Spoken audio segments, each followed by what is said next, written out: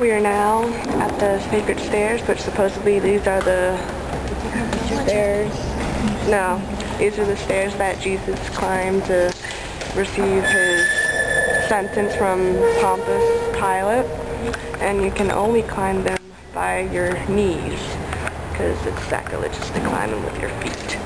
So these are some people climbing, and Eva's going to do it eventually, but we'll see.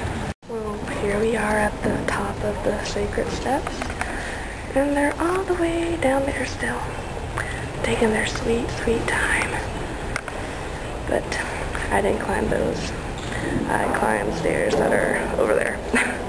But here we are, and yep, that's all. Okay.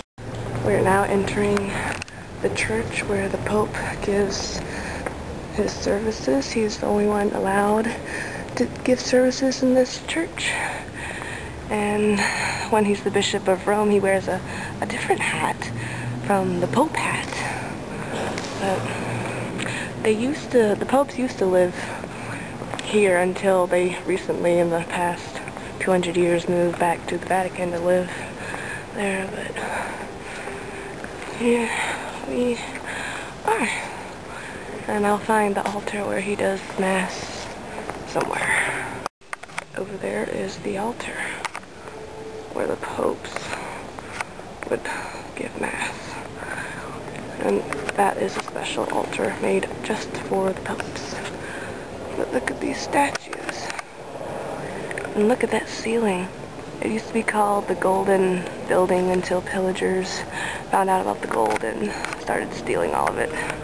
But it was funny because when we were coming in, the side of the church had a sign that said beware of pickpockets. But I have not been pickpocketed yet, so that is good. But there is the altar. This is a statue of Saint Bartholomew, who was flayed alive. See there, he's holding his skin. That's how he usually is depicted, as holding his own skin. So that's how you know it's Bartholomew. But all these statues are all statues of different saints.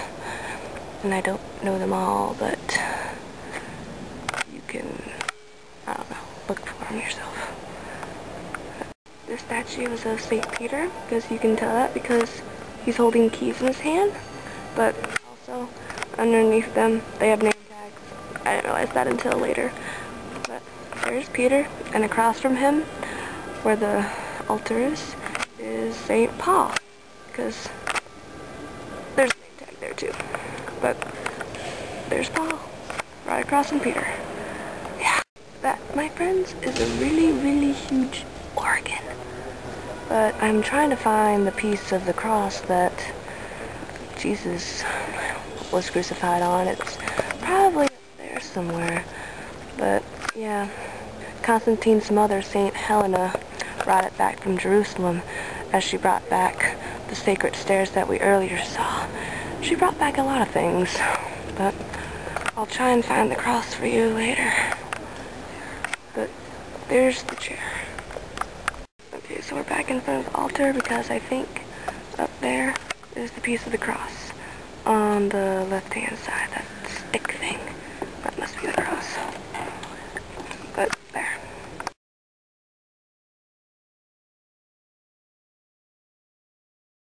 We're on our way to the Church of San Clemente down that way, and as you can see, there's traffic.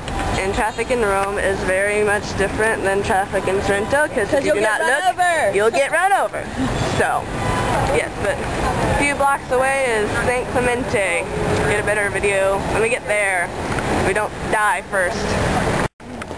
San Clemente, it is 3 churches, one built right on top of the other, commonly overlooked as the contemporary St. Peter's. The first one was a 3rd century temple, and it was deliberately destroyed to build the second one, but one room survived. There was also a Roman house, probably belonging to Titus Flavius Clement, the contemporary Pope St. Clement.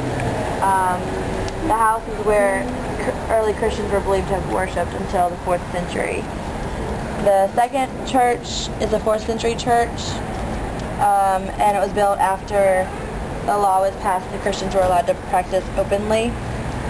And it has many 6th century frescoes as well as 7th, 8th, 9th, 10th, 11th frescoes depicting New Testament and several saints' lives.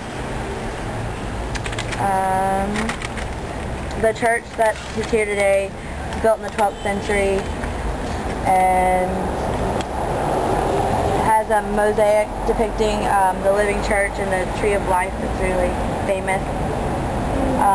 And Flavius was buried under the altar of the Blessed Sacrament, and he was a becker who was at the door of San Clemente, and when he died they said since he had served and he was so holy, he had such a good reputation, they named him a saint. And beneath the high altar is the tombs of San Clement and St. Ignatius of Antioch. And there are bodies buried in the old Roman church that were discovered in 93. There was a baptistry discovered in 94. And to the entrance of the baptistry is a fresco depicting Mary and Jesus.